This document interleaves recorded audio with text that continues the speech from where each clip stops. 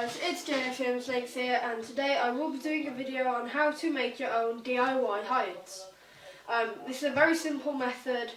You don't need a lot of equipment or supplies, and yeah. Okay, so the first thing you wanna get are some balloons. It doesn't matter what colour, as long as they get big enough to your hide. So if you want a smaller hide, might only blow it up that much, just for say a smaller snake or a lizard. If you want a bigger hide, blow it up to the side, like that. This is the one I did because Tar is currently broke out of his hides, so I've done this one earlier, and yeah, we'll get straight into it. Okay, so earlier we just made up some wallpaper paste. This is done using a wallpaper powder that you can get at most stores that would do stuff like that. So B&Q in the UK, I think, does it, or Wix. Alright, and what you're going to want to do is you want to put all of your, or a lot of, I'm just going to put all of it in, just because it will make it a bit easier. And I won't have loads of pieces of paper, but all you want to do is just mix all this in, so it's sticky on all sides, like this, and I'll come back when it's all done.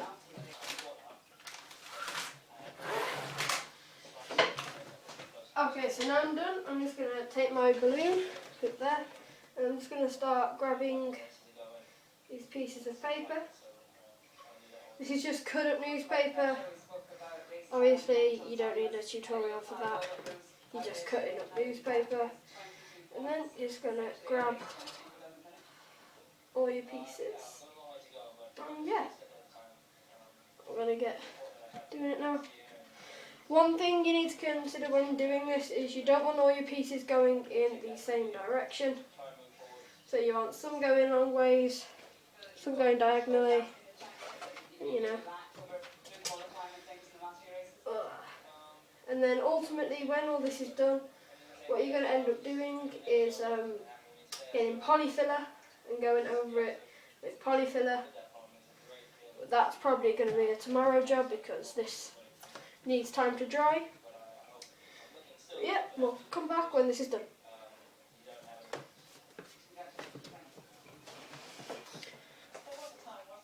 Okay, so I actually had to end up restarting. I hadn't got very far, but the balloon decided that it wanted to pop. So hopefully this one doesn't pop again.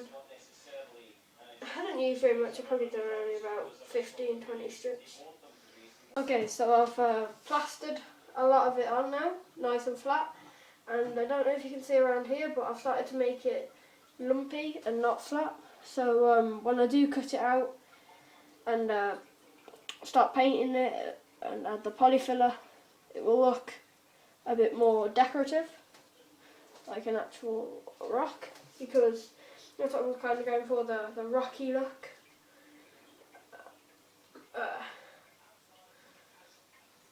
So I'm just going to try and add this so it gives it a bit of texture all the way round. But you do want to make sure it is flat on. This has taken me about an hour to do now.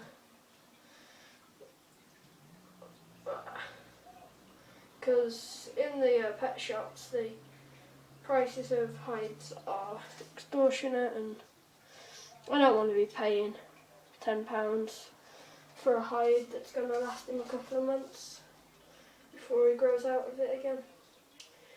Plus, I'm really excited at the moment because I am seriously hoping that I can get a new edition, but not in the sense that you'll probably be thinking now. I'm not going to spoil it, but let's just say I'm getting a new pet. I do hope to be getting a female ball python in the next coming months as well, but that's not what this one is. This one should be happening within the next couple of weeks. And I'm really looking forward to it. I think it'll be really cool to have. All this is just like the scraps, if you can see over here.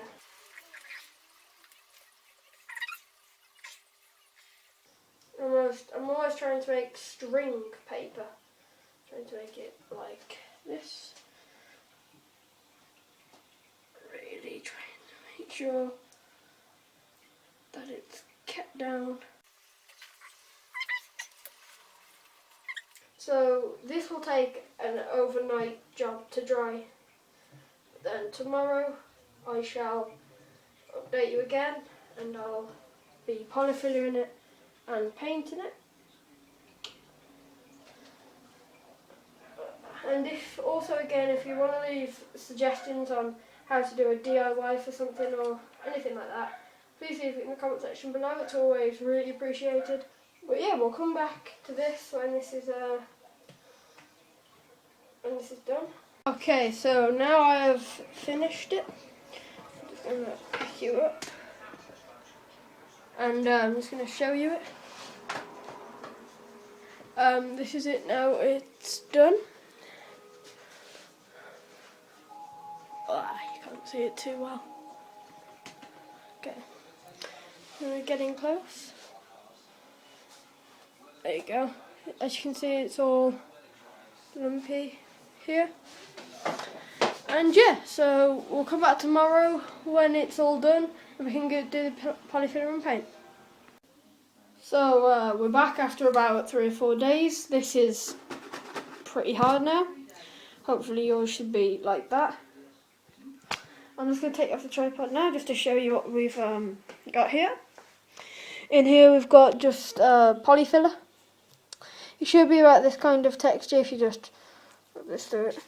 So it's quite sloppy, but it's like hard to move. So I'm just going to put you back in. I'm just going to show you the tools we've got as well. All we've got is a spoon, and I don't know what this is, but a knife will do if you only have one of those, or even just the back of a spoon.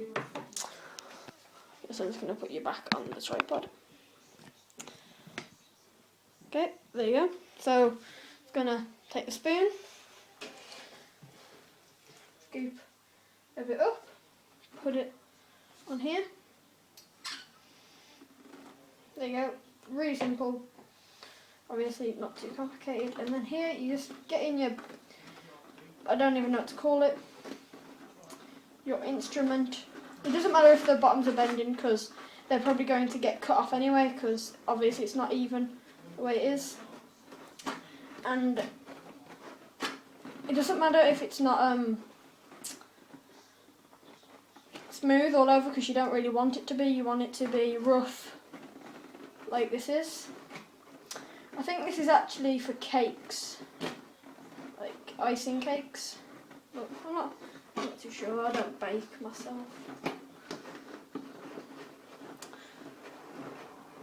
So yeah, so you just want to go over this really, all the bits that you're going to do. It'll add a bit of stability to it, and I'm going to try and add a bit to the inside as well once it's hardened. This shouldn't take too long to harden really, only a couple of days. But this process is going to take you a while, but you know. So I'll come back when it's a bit more done. Okay, so I have actually kind of finished. Here it is. It's actually touching the wall, but you know, it's the best way to keep it stable. And yeah, I've got to do a bit more on it on the one side because here, just because I don't know how shallow this is going to get cut. So yeah, I'm just going to do this last little bit now, and then I'm going to let it set.